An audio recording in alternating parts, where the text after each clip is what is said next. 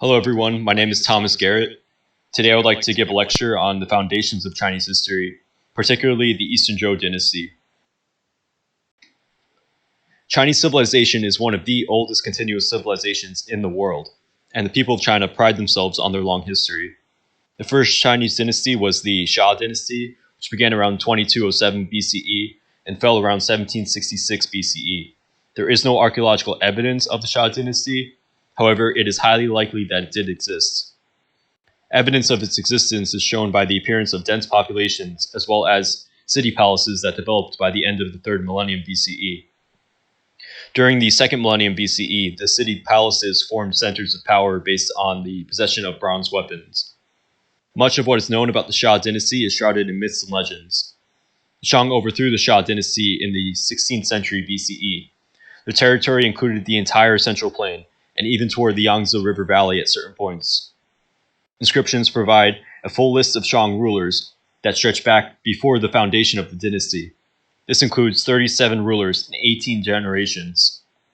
It corresponds with the list preserved through the tradition and appears in the Shiji, written by Sima Qian at the beginning of the 1st century BCE. The history of the Shang dynasty was also recorded in the Shu Jing, book of documents, compiled during the Warring States period.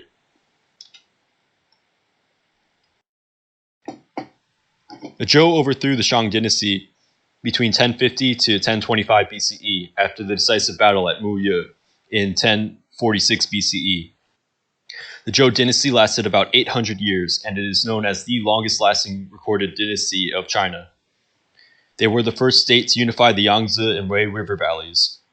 The first period of the Zhou dynasty is commonly referred to as the Western Joe Dynasty, circa 1046 BCE to 771 BCE. After a foreign invasion in 771, they moved their capital from Haojing to Changzhou in the east, hence the name Eastern Zhou Dynasty, 770 to 256 BCE. Changzhou was built by Zhou Gang for the remains of the captured Shang nobility. Haojing is located in Shanxi province near Xi'an, also called Chang'an. Changzhou was renamed to Luoyang during the Eastern Han Dynasty, and it is located in Henan province to the east. The history of the Eastern Zhou Dynasty is commonly known as a time of conflict and instability, and it was split into two periods, the Spring and Autumn and Warring States periods. The Zhou Dynasty lost control over their subject states after this foreign invasion, which led to the conflicts of the Spring and Autumn period. Commonly known as the first emperor, Chinchi Huangdi, also known as Dao Jing, 259 to 210 BCE, unified much of China during the Warring States period. His goal was the centralization of aesthetic and cultural traditions. He is commonly known for the construction of the Great Wall. However, the original Great Wall was not comparable to what is seen in the present day, which is more of a monument that was built during the Ming Dynasty, 1368 to 1644 CE. The original Great Wall was made of a rough-rammed earth platform within a wooden frame below wooden palisades, and it was built by peasant labor. The intention of these fortifications was merely to mark the boundaries and to function as a way to regulate and monitor the nomads to the north. It was not a continuous wall. It would stretch for about 25,000 miles, and then it would have sections where natural barriers were used in place of fortifications such as mountains. The Qin dynasty was short-lived and only lasted from 221 to 206 BCE due to a lack of a qualified successor for Chinchi Huangdi. Chinchi Huangdi expanded the borders of the Qin Empire southwards towards Indochina and northeast towards Korea and Manchuria. His principal concern, however, was the northern frontier, where the nomads known as the Xiongnu of the eastern steppe harassed the Qin Empire. The depiction of his reign in such a negative light comes from Sima Qian, circa 145 to 86 BCE, who recorded his history during the Han Dynasty, which lasted between 202 BCE to 220 CE. The Han Emperor Gao Su, 256 to 195 BCE, overthrew the Qin Dynasty and promoted Confucianism, which was banned during the Qin Dynasty. However, some scholars praise Chinchi Huangdi for unifying China after such a long period of conflict. The ruler, known as Wen, 1152 to 1056 BCE, was the first ruler of the Zhou state. He formed alliances that allowed them to gain the power necessary to rival the Shang. He attacked the province of Henan, while the last Shang ruler, Zhou Xin, also known as Di Xin, 1105 to 1046 BCE, was distracted by a war with the Huai barbarians. The son of Wen, Wu of Zhou, who ruled between 1046 to 1043 BCE, built the capital at Haojing and defeated Di Xin at Muye, north of the Huanghe, also known as the Yellow River. Wen and Wu were respected as liberators by the former inhabitants of the Shang, as well as the barbarian people. Wu became the founder of the Zhou Dynasty. He legitimized his victory over Di Xin with a common concept in Chinese culture known as the Mandate of Heaven. This idea states that the divine in heaven gives the right to rule, and the divine can also withdraw that right and give it to a new dynasty. The ruler of the Zhou dynasty was called Tianzi, or Son of Heaven. Zhao Zheng, also known as Chinchi Huangdi, changed the title to Huangdi and proclaimed himself the first emperor. The Zhou dynasty is portrayed as having just rulers in most historical texts, in contrast to the Shang, who are depicted as corrupt. The Zhou dynasty followed a Feng Chen system of governing. In this system, the rulers of the Zhou dynasty gave land to relatives and trusted officers, and such a style of governing kept things stable for a while. However, over time, as loyalties and relations grew further apart, the Zhou dynasty lost control over this system, and the rulers of the Zhou dynasty remained an isolated figurehead of China in Changzhou, also known as Luoyang. The states therefore gained autonomy, disregarded the ruler of the Zhou dynasty, and began to rival each other. Many Chinese people, such as Confucius, reminisced about the Western Joe Dynasty as the good old days. The Western Joe Dynasty was dealing with corruption prior to the events leading to the Spring and Autumn period, and the Zhou royal house was losing control over its vassal states. The ruler Li of Zhou, 857 to 842 BCE, was removed from power prior to the Spring and Autumn period, and a regent took control of the government until his son, the ruler Shen of Zhou, 827 to 782 BCE, came to power. The fall of the Western Zhou dynasty was caused by domestic political problems and foreign military threats. In 771 BCE, the corrupt ruler You of Zhou abandoned his wife, the daughter of the powerful ruler of Shen, for his favorite concubine, Bao Si. Enraged by the insult, the ruler of Shen sacked the capital of Haojing with the help of his foreign ally, the tribe of Chenrong. The Zhou dynasty moved their capital east to Chengzhou, later renamed Luoyang near the Lo River. Danji, commonly known as Zhougang, built it as a military garrison many years earlier.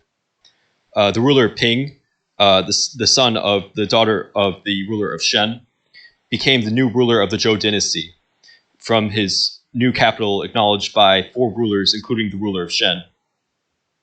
Another son of the ruler You of Zhou claimed to be the rightful ruler of the Zhou dynasty. He was acknowledged by several rulers, and his capital resided in the city of Hui. The 2 claimants rivaled for legitimacy between 770 and 750 BCE. The Qin state recognized the ruler of Luoyang as the rightful ruler and played a major role in vying for his legitimacy. The Jin state conquered the city of Hui in 750 BCE, thus ending the rivalry.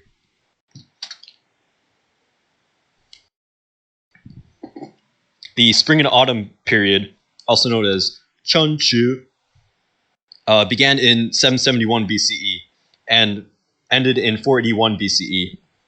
The names of Spring and Autumn and Warring States were created from works of literature that were written during these periods. The Spring and Autumn Annals are a basic listing of events dated by season.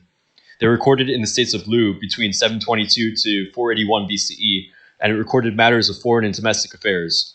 The first 3 entries began with the first year of the rule of Yin of Lu. Commentaries were written later that elaborate on basic details to give us a bigger picture. According to the Zuozhan, a commentary of the Spring and Autumn Annals, there were 148 states during the Spring and Autumn period. However, many of these states are irrelevant, and there are 15 noticeable ones. These states included Qi, Chu, Jin, Lu, Qin, Zheng, Cao, Wu, Ye, Shu, Song, Wei, Chen, Cai, and Yan. The major states during this time were Qin, Chu, Qi, and Jin. The Zheng state, founded in 806 BCE by Zheng Huanggong, 806 to 771 BCE, the younger brother of the ruler Shen of Zhou, was an important ally of the Zhou Dynasty at the inception of the Spring and Autumn period. Zheng Huanggong, 743 to 701 BCE, was the third ruler of the Zheng state. He was loyal and defended the Zhou court. However, his hostile actions towards other central states and wronged people earned him the distrust of the ruler Ping of Zhou. Frightened by the growing power and proximity of Zheng Huanggong, the ruler Ping of Zhou appointed a second high minister from the Guo state to lessen his power. To pacify Zheng Huanggong, he sent his own son as a hostage in exchange for Zheng Huanggong's heir. This was very unusual and against the customs for the Tianzi to exchange his own son as a hostage to one of his vassals. It showed the weakening power of the Zhou royal house. After the ruler Ping of Zhou died, he was succeeded by Huan of Zhou, 719 to 697 BCE, who appointed another lord of the Guo state as his prime minister. Enraged by this insult, Zheng Huanggong raided the farmlands belonging to the Zhou state. And in response, Huan of Zhou, along with his vassals Wei, Cai, Chen, attacked the Zheng state in 707 BCE. At a major battle, the Zheng state crushed the coalition army led by Huan, delivering a decisive defeat to the Zhou Dynasty. At this battle, the ruler Huan of Zhou was shot in the shoulder by an arrow, and the power and legitimacy of the Tianzi was greatly diminished. The ruler of the Zhou dynasty gradually lost power after this event and remained an isolated figurehead leader of China. The states conducted war amongst themselves. However, they still recognized the Zhou rulers and would mainly avoid conflict with them. During this period, there were multiple hegemons known as Ba, essentially leaders of China since the Zhou dynasty was too weak to keep the peace. The ruler Huan of Qi, 685 to 643 BCE, also known as Xiaobo, was the first of these hegemons. Huan carried out institutional reforms by centralizing a loose coalition of clans into an autocracy. He defended the northern frontier of his state, manipulated the southern states, and expanded his military power. The ruler Wen of Jin became the second hegemon for 4 years, between 632 to 628 BCE. The Jin state gained the respect of the Zhou dynasty by defeating the pretender to the throne of the Zhou dynasty in Hui in 750 BCE. The ruler Mu of Qin invaded the Jin state 1 year after Wen's death, but was defeated. Jin and Qin shared a border near the bend of the Yellow River and became the two most accomplished states vying for power for the next 40 years. In 597 BCE, the ruler Zhuang of the Chu state became the next hegemon after a decisive battle in the same year, and the Qi state defeated the Jin state. Although the Jin state recovered from its defeat by 589 BCE. In 584 BCE, an advisor to the ruler of the Jin state called Chu Wucheng recognized the growing power of the barbarian Wu state in the southeast and their aggression towards the Chu state. He advised the ruler to form an alliance with the Wu state and coordinate an attack on Chu. In the same year, the two states conducted a two-front war on the Chu state. The war lasted nearly 2 years, and the Chu state sued for peace, agreeing to ally with Jin and Wu. The Wu state benefited significantly from this war, and their territory expanded to the lower part of Shandong. This alliance was seen as extremely powerful, and the Qi state joined out of fear of invasion. The Jin state was once again the most powerful, and in 578 they defeated the Qin state. In 575 BCE, they defeated the Chu state after they broke their alliance. The Wu and Jin alliance became the most powerful, and the rulers of Jin became the hegemons once again. However, the ruler of Jin was so weak and that their power resided in the clan warlords. During the reign of Guang, also known as the ruler Helu of Wu, 514 to 496 BCE, the Wu state became so powerful it surpassed the power of any previous state during the period. However, their weak ally, Jin, remained hegemon. In 496 BCE, the ruler of Ye died, and He Lu and his son Fu Cha conducted a campaign to invade the state of Ye. The new ruler of Ye was Gou Jian, and at a decisive battle, he ordered 3 men to harass the army of Wu and then to kill themselves. While Wu's army was distracted, the soldiers of Ye flanked Wu's army and forced them to retreat. At this battle, He Lu was wounded in the hand, and this wound became infected and fatal. Realizing his death was coming soon, He Lu told his son Fu Cha to avenge his death. He successfully invaded Ye and captured Gou Jian. Gou Jian begged for his life and offered his service and his wife as a concubine. Against the guidance of his advisor, Wu Zishu, Fu Cha accepted and signed a peace treaty with the Yue state. Fu Cha did not trust Wu Zishu as his father did, and appointed another advisor to replace him. In 489 BCE, the ruler of Qi died, and Fu Cha set his eyes to the north. Wu Zishu advised that the Yue state was a greater threat, and that Fu Cha should prepare for a war against the Yue state instead. Fu Cha did not listen to this advice and launched a successful invasion of the Qi state. This furthered his distrust of the advice from Wu Zishu. In 485 BCE, Fu Cha planned another invasion of the Qi state and to sack their capital. He conducted a naval invasion of the northern Shandong Peninsula near the capital of the Qi state. Wu Zishu once again warned about the Yue state, and his advice was again ignored. Wu Zishu greatly believed that this would be the end of the Wu state, and he fled to the Qi state with his family. However, Gou Jian of the Yue state was preparing for war, and he sent bribes to Fu Cha's ministers to speak positively of the Yue state. When Gou Jian heard about Wu Zishu's betrayal, he sent him a sword and told him to kill himself. Wu Zishu thus killed himself in disgrace. His last words were a warning of an invasion of the Wu state by the Yue state. And this infuriated Fu Cha, who threw his body into the Yangtze River. A shrine was later erected near the Yangtze River by Wu Zishu's admirers. In 42 BCE, Fu Cha of Wu became the hegemon acknowledged at a meeting in Huangzhi by the Zhou royal house and other states. Gou Jian took advantage of the absence of Fu Cha from the Wu state and invaded, killing his son. Fu Cha was forced to sue for peace and regretted not listening to Wu Zishu. This war resulted in the destruction of the Wu state, and after this, warfare accelerated in scale, leading to the Warring States period.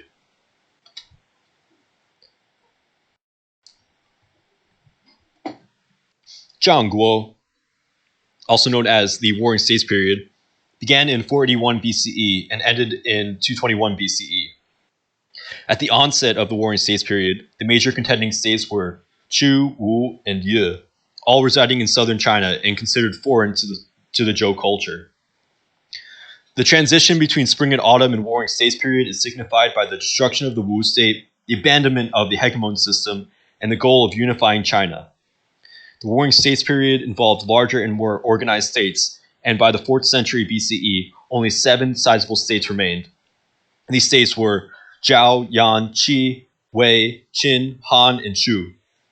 No specific date or event represents the end of one period and the start of the other. 481 BCE was the end of the spring and autumn period according to the Chinchi, the spring and autumn annals. Gou Jian, the ruler of Ye, successfully invaded Wu in 476 BCE. In 473 BCE, the capital of the Wu state fell after being besieged for 3 years. Fu Cha hanged himself, and Gou Jian respectively buried him, but executed his prime minister for accepting the bribes of the Yue state. Gou Jian became the last hegemon after defeating the Jin and Qi states, and died in 465 BCE. Thereafter, the Yue state played a minor role. In 453 BCE, the Jin state finally collapsed due to the lack of stability with the weak royal house and constant civil wars. It was split into 4 clans: Han, Zhao, Zhi, and Wei.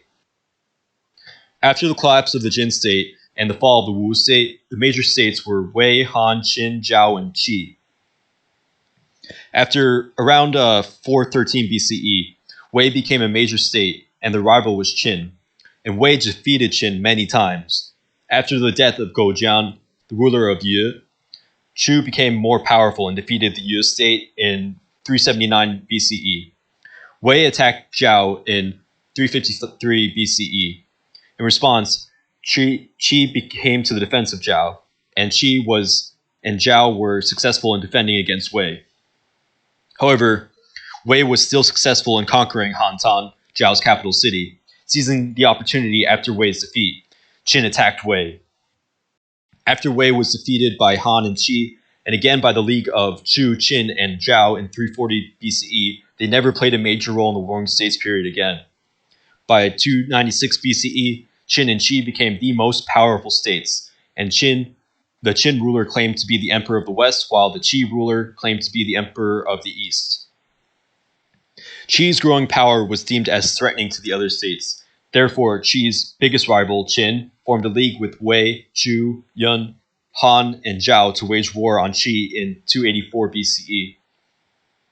During 284 BCE, Qi also prepared to form a league to attack Qin. Chu was one of the states willing to join the league.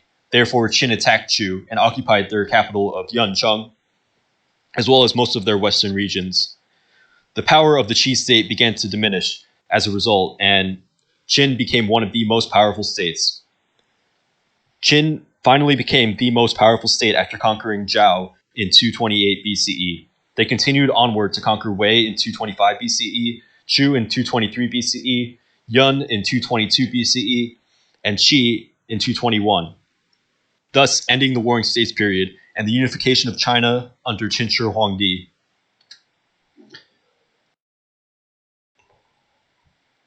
Sun Wu, also commonly known as Sun Wuzi or Sunzi, who died in 497 BCE, was the most famous and influential general during this period. The Chinese character Zi is used as a sort of title for great figures during this period, to signify them as masters in their respective fields, such as Kongzi or Confuci, also known as Confucius, Laozi, and Mengzi, also known as Mencius. Confucius was the first master, or the first Zi, hence the name Confuci. Sun Wu was given the name Sunzi because of his fame and renown in battle. He was so popular that people still study the book attributed to him. The Sunzi Bing Fa, also known as the Art of War, in the present day. Sun Tzu's Art of War has had a great impact not only on China, but on the entire world. And on the slide, you can see a copy of the Sun Tzu Bing Fa, written on bamboo strips during the Han Dynasty. Most ancient Chinese texts were written on strips of bamboo slips connected with cords. This is why ancient Chinese characters were written from top to bottom and right to left. Oracle bones are one of the earliest forms of Chinese writing found by archaeologists, and they compose the oldest form of historiography in China. The Shang Dynasty is well known for using oracle bones in large numbers. However, the use of oracle bones, divining stalks, and tortoise shells used to decide future events declined during the Zhou Dynasty and was replaced by a new system described in the I Ching. This method used broken and unbroken lines to decipher the future. The name of the book does not directly translate to Sun Tzu's Art of War. A more correct translation would be Master Sun's Military Methods. Furthermore, the book goes beyond the scope of just war. It includes the entirety of the military institution as well as its involvement in statecraft. The Sun Tzu Bing Fa was not written by Sun Tzu. It was written around 330 to 320 BCE by an anonymous author. The typical variant of the book consists of 13 essays attributed to Sun Tzu. The author refers to Sun Wu as master or Zi because he wants to elevate him and the military methods associated with him to the same level as the rituals and governing morality discussed by Confuci, also known as Confucius. Sun Wu was a fitting choice for the author to attribute the book to because Sun Wu lived during the same time as Confucius, which gives the book its reputation and legitimizes the claim that Sun Wu is a master. The book begins with the phrase, "Warfare is the greatest affair of the state, the basis of life and death. the way to survival or extinction, it must be thoroughly pondered and analyzed. The emphasis on the importance of warfare shows the way in which the author tries to elevate the topic of morality discussed by Confucius. The book is an attack on the morality taught by Confucius. One of the key assertions of the book is the idea that a general should use the military in the same way a master swordsman wields a sword.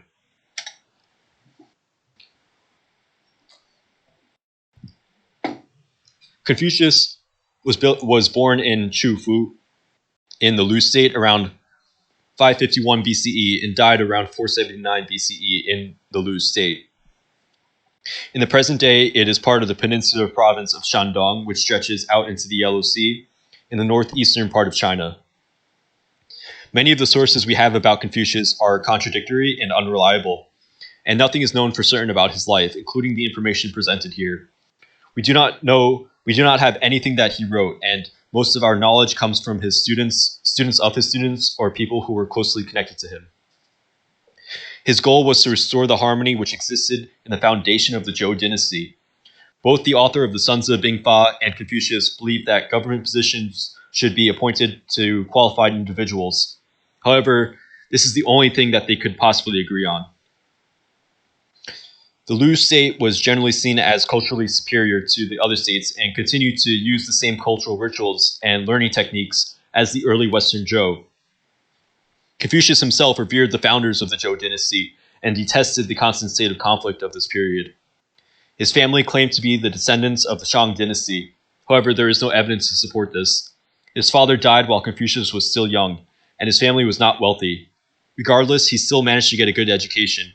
He valued self-improvement and knowledge. Confucius inherited many ideas, and the Chinese did not refer to his school of thought as Confucianism. The term Confucianism was created by Westerners around the 19th century CE.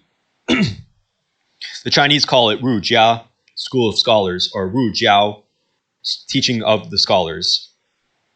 Confucius had his students study certain texts to attain enlightenment. These texts are referred to today as the 5 Confucian Classics. During the Han Dynasty, they became the standard curriculum for the civil service exams. The Han Dynasty called all scriptures and classics from every culture Jing. The 6th classic, which was on music, was lost possibly during Chinchi Huangdi's reign. The 5 classics, known as Wu Jing, written by Chinese scholars before the Qin Dynasty, forms part of the traditional Confucian canon. They include the odes, the documents, the rites, the changes, and the spring and autumn annals. Although these texts are attributed to Confucius, he most likely was not involved in their creation, as they were written before his time.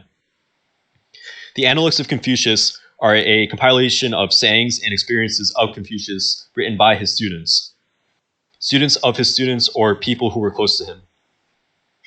The Chinese refer to it as Lun Yu, or conversations. Confucius would often teach the same topic in a different way to each of his students in the Analects of Confucius. He would also teach by using examples rather than defining a topic. It also contained descriptions of how he performed rituals. Confucius was seen as a role model. Much of his written work survived Chinchi Huangdi's reign, preserved by scholars who hid the documents and texts. Confucius died believing he was a failure. His ideas were not accepted by the warring states of his time, and they were not significantly put into practice until the Han Dynasty. Confucius stressed importance on propriety and following the code of ethics known as Li. Confucius also believed that it is important to teach everybody. If the people are well educated, they can participate in the government. He believed that a ruler who makes his own people happy and attracts intellectuals from far away is a good ruler. Although Confucius never became a ruler, he became so influential in Chinese culture that he was given the title the Uncrowned Emperor.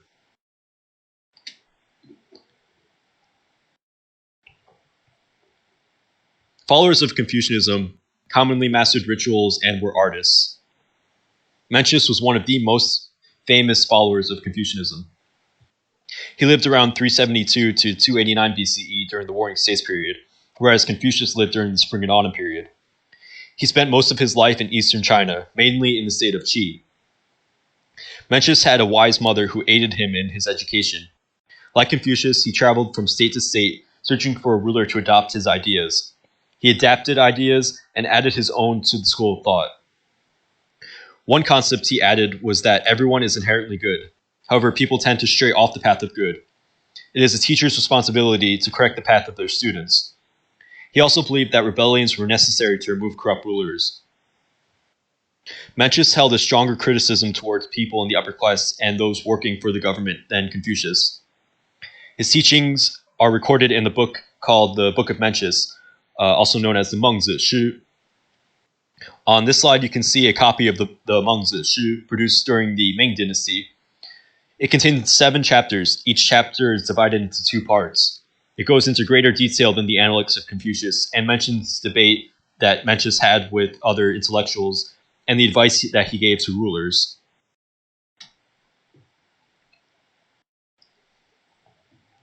Taoism was founded by Laozi around the same time as Confucianism, during the spring and autumn period. Laozi's real name was Li Er. He was born around 604 BCE. Laozi was his acquired name once he became famous. It translates to the old master. The term Dao represents the way. It is the origin of all things, beyond words and indescribable. Taoism emphasizes the average person's connection to nature and belief in spirits. Not a lot is known about Laozi's life, in contrast to Confucius and his followers.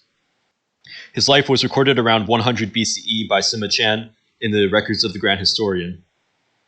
Sima Qian believed Taoism borrows from other schools and puts it into harmony. It is unknown when or where Laozi died, a testament to his pronouncement of society. However, he was the keeper of the royal archives at the Zhou capital of Luoyang. He was asked to write a book about his teachings by an official. It became a short compilation of 5,000 characters directed towards rulers known as the Dao Jing, or the Classic of the Way and its Power. The original name was the Laozi, and it started as an oral compilation of sayings. On the slide, you can see the Laozi written on bamboo slips from the Warring States period unearthed in Hubei province. The book was divided into 2 sections, the Dao Jing, Classic of the Way, and the De Jing, Classic of Power. The Dao Jing became one of the most well-known pieces of literature in Chinese culture. Versions were found that date back to the Han Dynasty, which had reverse sections, so it would be called the De Dao Jing. It was translated many times and had over 350 commentaries written in Chinese. It is the teaching of Laozi filled with sayings of life and nature.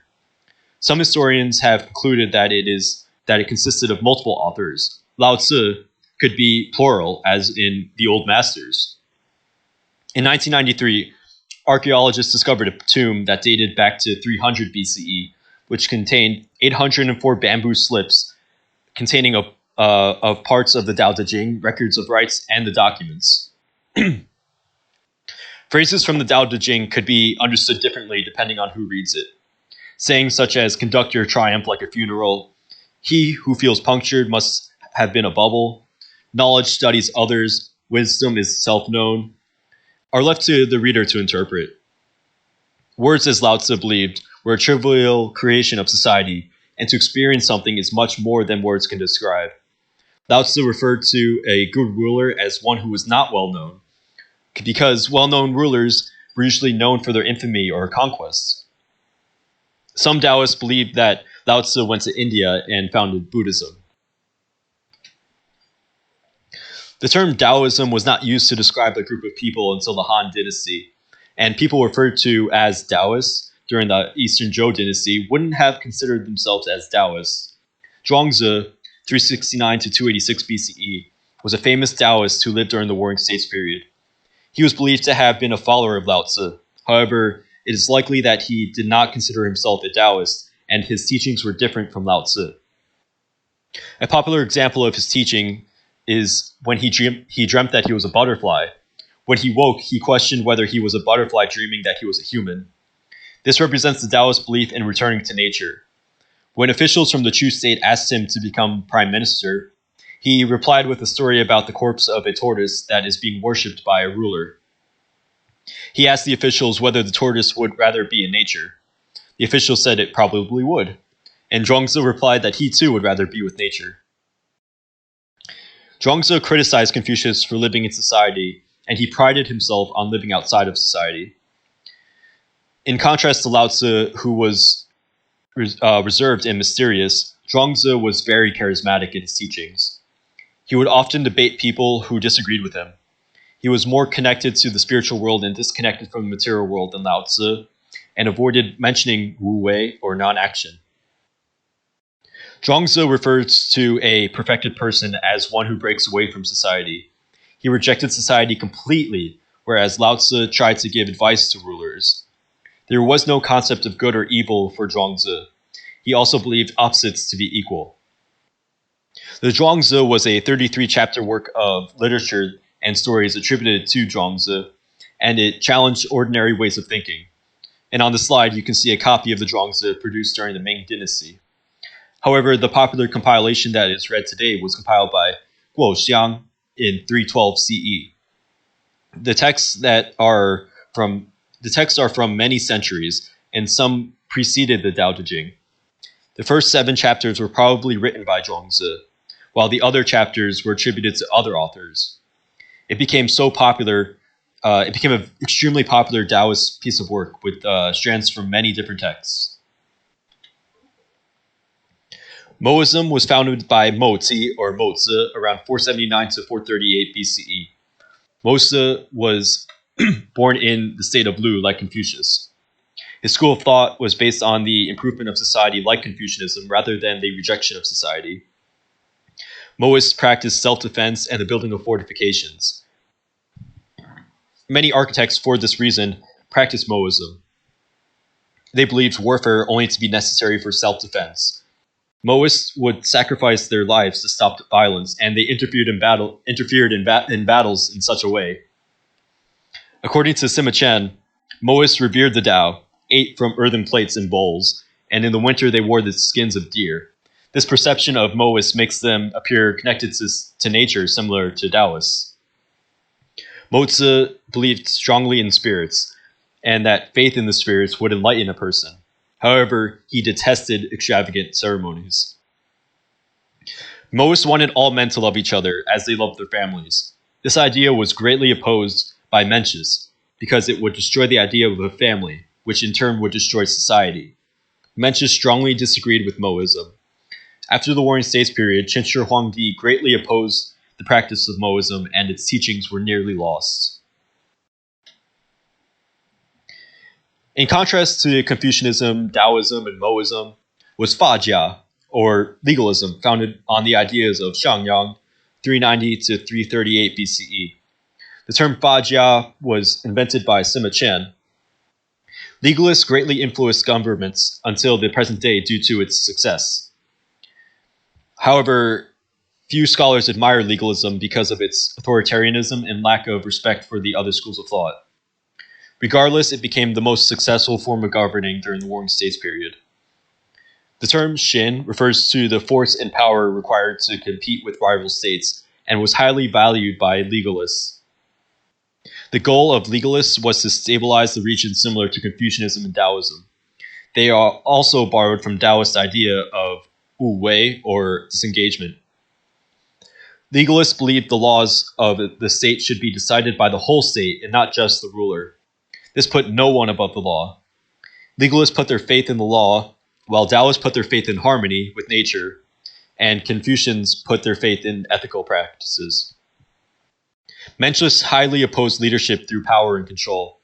This school of thought was adopted by the Qin state under the advisement of Shangyang, known for his success as the administrator, and detested for his power and mercilessness.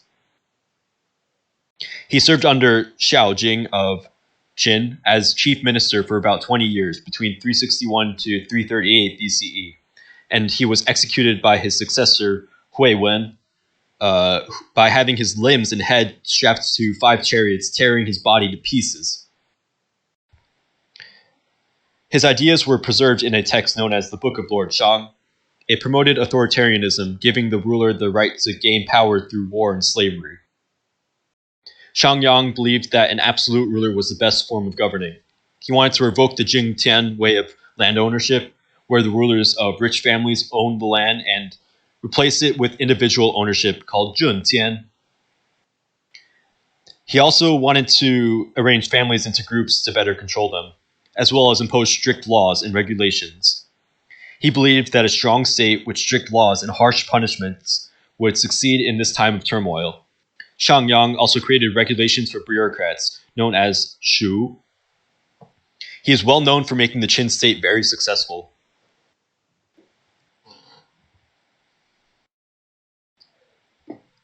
Han Fei, circa 280 to 233 BCE, and Li Si, circa 280 to 203 BCE, are both famous legalist disciples of Shunzi, a famous Confucian. Shunzi visited the state of Qin in 264 BCE and described it positively, saying the officials carried out tasks in a proper manner and the people respected the rulers. Han Fei's students wrote a book known as the Han Fei Zi after his death. It explained his ideas of a perfect form of governing. And on this slide, you can see a copy of the Han Fei Zi written during the Ming Dynasty. Han Fei was from the Han state. He believed, like Shunzi, that humans do not act for the benefit of the state, but rather in self-interest. He cited many examples where advisors of rulers would betray them over their own self-interests. Han Fei believed that the situation of the Warring States period was so dire that extreme actions had to be taken. Rulers should follow the idea that everyone acts out of self-interest and refrain from trusting advisors, ministers, even members of their own family. People will use love to deceive the ruler. For this reason, rulers should only get qualified individuals into government positions and avoid assigning positions to their own family members. It was difficult for him to acquire a job due to his speech impediment, according to Sima Chan. Han Fei befriended Li Si, another disciple of Shunzi, who was influenced by Han Fei's fascination with legalism. Li Si became the prime minister of Dao Jing, also known as Chinchi Huangdi, bringing with him Han Fei's text to promote legalism. He was well known for leading the Qin state to great success. Out of jealousy, Li Si convinced Dao Jing to doubt Han Fei's trustworthiness and to imprison him. And Li Si murdered Han Fei by poisoning his drink while he was imprisoned. The government in a legalist state controlled many aspects of the economy, such as trade and agriculture. Li Si is infamous for advising Chinchi Huangdi to bury Confucius' disciples and to burn books. Sima Chan believed that followers of legalism do not distinguish between relatives, royalty, and commoners when judging under the law. They also were strict and lacked kindness. Legalists believed in an authoritarian form of governing rather than a harmonious society. Strict laws and harsh punishments was the way to create a good society. They believed, like Shunzi, that humans were born evil and should be controlled by the state. Legalism taught that the Confucian idea of li, or propriety, laws that are not fixed but are what is socially acceptable at the current time and place, was insufficient for a successful state. In contrast, a successful government should adopt positive law, or fa. These laws involve actions rather than possessions. A system of law and punishment was known as xing, and this term originally referred to decapitation. However, it evolved into the term used for a system of laws. Confucians did not agree with the ideas of xing. Instead, they proposed that communities should decide the socially acceptable behaviors and run their society based on ethics instead of written law. Legalists believed that people are harmful and must be confined by strict laws in order to control their bad behavior. The state and the people running the government were to be well respected. I'd like to briefly list the technological advancements made during the Eastern Joe Dynasty and then go into some primary source examples that I acquired on my trip to China in 2019. The expansion in ways of thinking and technological progression was accompanied by a transition from the Bronze Age to the Iron Age. The competition during this time between states generated a scenario where innovation flourished. The invention of iron tools during the spring and autumn period helped to increase the amount of produce harvested by agriculturalists. The building of fortifications was also aided by the use of iron tools and gears. The Chinese were one of the first civilizations to use iron around the Spring and Autumn period. It helped them to advance at a much faster rate than other civilizations at the time. China had the most skilled metallurgists. They were able to mass produce these iron tools with the use of iron casting by the 4th century BCE. This allowed them to build things such as fortifications at a much faster rate. Whereas in Europe, iron was restricted to the forge until around 1350 CE. Other technological advancements include fields of parts of agriculture, such as new forms of irrigation, drainage methods, use of iron-tipped plows drawn by oxen, improved calendars, and the use of animal and human fertilizer. For crafting techniques, they had engraving and inlaying with silver, copper, gold, turquoise, gilding, and gold plating. They had a new form of currency system. And the military, as far as military is concerned, crossbows, swords, cavalry, and unconventional infantry tactics made chariots obsolete, and stone-hurling vehicles known as catapults and fortification techniques were also adopted. On this slide, you can see a crossbow trigger made of bronze and inlaid with silver, used during the Warring States period, and a crossbow from the Qin Dynasty excavated from the burial pit of Chinchi Huangdi. New styles of warfare and weaponry for infantry were adopted to counter chariots, such as crossbows, swords, cavalry, and unconventional infantry tactics. Some legends refer to the Yellow Emperor, also known as Huangdi, circa 2698 to 2598 BCE, as the inventor of the bow and crossbow, as well as the famous archer Yi. However, according to Sun Bin, the crossbow was invented during the Warring States period. Crossbows had greater accuracy and range than bows. However, they had a slower rate of fire. The Wu Zi, a famous book written by Wu Qi, 440 to 381 BCE, states that shorter men generally were used as infantry, while taller men were used as archers and crossbowmen.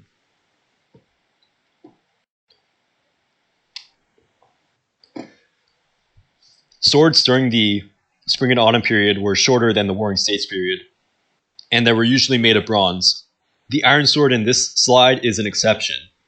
It is from the state of Jin and has golden guards. It must have been owned by either the royal family, a powerful state, or wealthy family because iron was so rare and expensive during the Spring and Autumn period. Chinese swords are classified into two categories. The Dao has a single-edged blade and comes in many shapes. The Jian has a straight double-edged blade. The Dao can be long or short, straight or curved, broad or compact. The defining feature is the single-edged blade. The use of the Dao dates back to the Eastern Joe Dynasty, and they were made of bronze usually.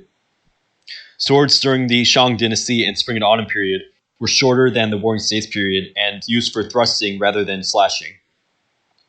The blade and hilt were molded together without a perpendicular guard to protect the hands from slashing. Larger and more advanced swords designed for slashing in the Warring States period led to the end of chariot warfare. It also encouraged the use of cavalry. However, spears and dagger axes were the primary weapons of the battlefield and not swords. And here we have a bronze sword from the Spring and Autumn period that was probably owned by the ruler Guang of the Wu state. One of the most influential and widely used weapons in ancient China was the kou, or dagger axe. Dagger axes are often referred to as halberds in Western sources. However, dagger axes are designed for severing and cutting, while halberds are designed for crushing and piercing. There is a noticeable difference in the design of the blades and their functions. Bronze dagger axes were discovered by archaeologists who date them back to the Eastern Zhou Dynasty and the Warring States period, as well as jade dagger axes from the Shang Dynasty. Dagger axes were usually made out of bronze during the Zhou Dynasty, and they were usually much bigger than the preceding Shang Dynasty jade dagger axes, which were small, one-handed, and used by infantry with shields. Dagger axes became larger and two-handed, and a good weapon for chariots during the Spring and Autumn period. The blade of the dagger axe evolved from the crescent shape of the Western Joe Dynasty into the spearhead chur of the Spring and Autumn period, and became the most widely used weapon of the Warring States period. Chur blades with multiple heads were designed during the Eastern Zhou Dynasty by aligning crescent blades. On this slide, you can see a triple-bladed dagger axe from the Zheng state. However, they were mainly used by the states Wu, Ye, and Chu. They became obsolete by the end of the Warring States period.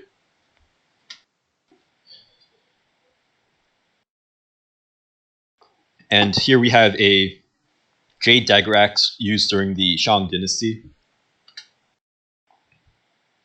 Spears were mostly used by infantrymen, while dagger axes were used by both charioteers and infantry.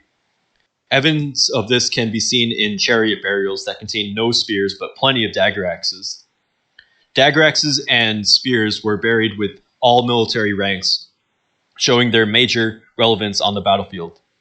Stone-headed spears were used since the Neolithic period. However, Chinese mythology suggests that Chu, son of Shao Kang, invented the spear during the Shah Dynasty.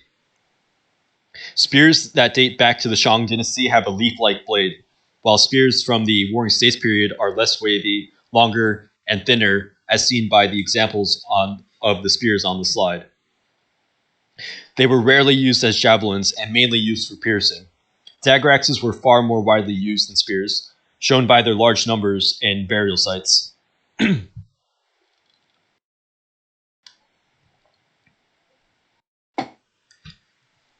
Axes were categorized into two categories in ancient China.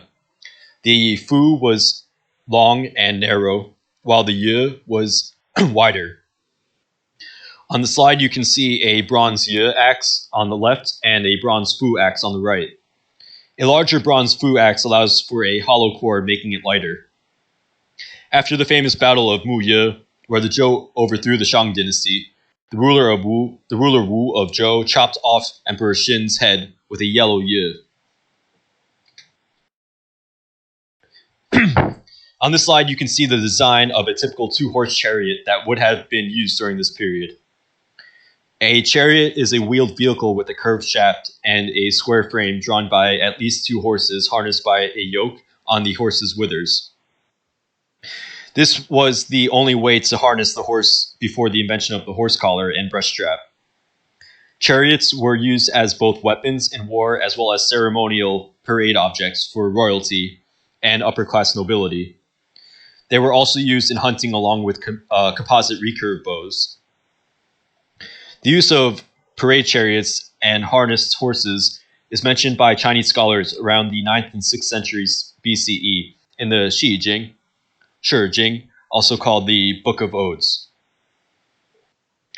The earliest evidence of the use of chariots in China was during Wu Ding's reign, circa 1250 to 1192 BCE, during the Shang Dynasty, according to archaeological findings. However, according to legends, the Yellow Emperor invented the chariot and cart during the Shah Dynasty, and Yu the Great was the first to deploy the chariots in battle during the Shah Dynasty. The chariots used during the Shang and Zhou Dynasty had many spoked wheels and were both light and strong. They were similar to the types of chariots seen in the western parts of Asia during the Bronze Age. The Shang overthrew the Shah with 70 chariots according to historical writings. However, chariots during the Shang Dynasty were probably used as archery and command platforms rather than assault vehicles. They were a symbol of power, highly decorated for the upper class during the Shang Dynasty. Zhou Dynasty chariots were more viable and less extravagant as they were used in greater numbers. In contrast to the average size of wheels on chariots in other civilizations, which is about 75 to 90 centimeters, Shang Dynasty wheels were about 120 to 145 centimeters in diameter. The ruler Wu of Zhou deployed 300 chariots in the Battle of Muye. The Shang had less than 200. 4 horse chariot teams were used for the first time during this battle by Wu of Zhou. 6 horse chariot teams were extremely rare. In 2003, construction workers uncovered the remains of a Zhou Dynasty horse and chariot burial pit in Luoyang. The team of construction workers quickly handed over the authority to archaeologists. It is now the Museum of Luoyang, Eastern Zhou Royal Horse and Chariot Pits, located at 226 Zhengzhou Middle Road in Luoyang. In these burial pits, archaeologists discovered horse chariot teams with 6 as well as 4 and 2 horses, as well as hunting dogs. 26 chariots, 70 horses, and 7 dogs were discovered at the pits. Some chariots were made of bronze.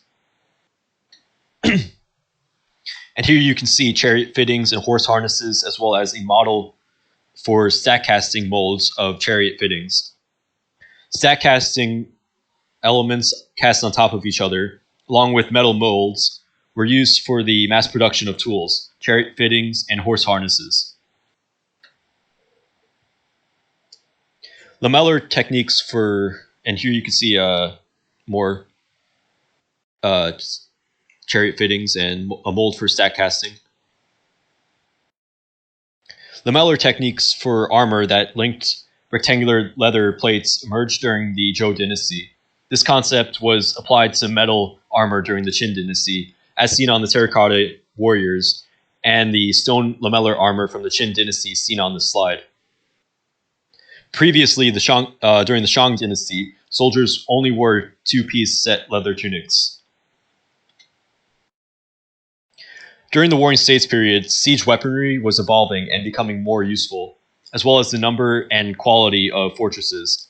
This made the strategy of avoiding an assault on a fortification no longer viable. The use of tunnels, rerouting of rivers, battering rams, siege towers, and catapults were applied in siege warfare. And on this slide, you can see a replica of a catapult or stone hurling vehicle first used in the spring and autumn period. Here you can see the Pingyao city wall that was first built during the ruler Shen of Zhou's reign, 827 to 782 BCE of the Western Joe Dynasty. The rammed earth is still preserved on the inner side of the wall and was the original style of construction. Zhou architecture was mainly wood and rammed earth. Moism, a school of thought founded during the spring and autumn period that believed in self-defense, advocated for the use of fortresses. Many states during these periods built fortifications from cities and around their borders. Cities in the Warring States period were not only used for military and political reasons, as in the spring and autumn period, they were also used for economic and cultural reasons, as production and trade increased during this time. During the Shang Dynasty, fortifications were made out of stamped earth, and states during the Warring States period built many and much more complex fortifications. Another invention during the Warring States period that aided construction was the innovation of carts. Previously, carts used 2 horses guided by a pole. This was replaced with 2 shafts that allowed for easier transportation of materials. Bronze food containers called ding and gui were important living utensils, as well as a representation of the right system. They were used in festivals, ceremonies, and burials. Each burial had a specific amount of ding and gui, with food in each vessel in their burial sites, as seen on the slide. And here we have here you can see the bronze water vessel of the famous Fu Cha, ruler of Wu, as mentioned in the previous slide. And these are examples of iron tools used during the Eastern Zhou Dynasty, particularly the pickaxe and hoe. And here we have a bronze plowshare used during the Warring States period. Astrology was studied during this time to create a calendar to record agricultural routines. Agriculturalists did not usually rotate their crops. However, they did use pruning, grafting, dwarfing, enlarging, and selecting techniques. Hills were also terraced to obtain extra farming land. New forms of irrigation, draining methods, the use of iron-tipped plows drawn by oxen, improved calendars, and the use of animal and human fertilizer considerably increased food supplies. With the increase in agriculture production with the increase of agriculture production came an increase in population. The population of major states during the Warring States period was in the several millions. The economic system of the Eastern Zhou Dynasty included an exchange of goods with other goods and currencies. There was a landlord system where peasants paid taxes to the owner of the land. However, this system was abandoned by many states by the time of the Warring States period. Agriculturalists were the driving force of the economy. and they were highly valued. Currency used to trade goods and land included spade, knife-shaped bronze items, cowrie shells, raw silk, and ingots of gold and silver. The rulers of the Zhou Dynasty monopolized resources. This allowed them to gain loyalty and conduct diplomacy through gift-giving and tribute-taking. Some of the valuable resources and items used in negotiations included jade, bronze, cowrie shells, wine, clothing, and agricultural land. A currency system did not develop until the Zhou Dynasty. Prior to this, goods were exchanged for other goods. However, exchanging goods for other goods was still a common practice during the Zhou Dynasty. There was no standardized form of currency, and most states had a unique form of commerce. The commerce system was so complicated due to the multiple forms of currency as seen on this slide. Here we have more examples of different forms of currency. Instruments during this time were mainly percussion. The most common are the zhang, which had a bell shape, the qing, which had a thin tablet shape, and the jian, a common drum. The number of instruments buried in tombs was based on the ranks of the nobles in the tombs according to the Zhou Li, also known as the Zhou rites. And on this slide, you can see a jian drum stand. And here we have a set of zhang percussion instruments.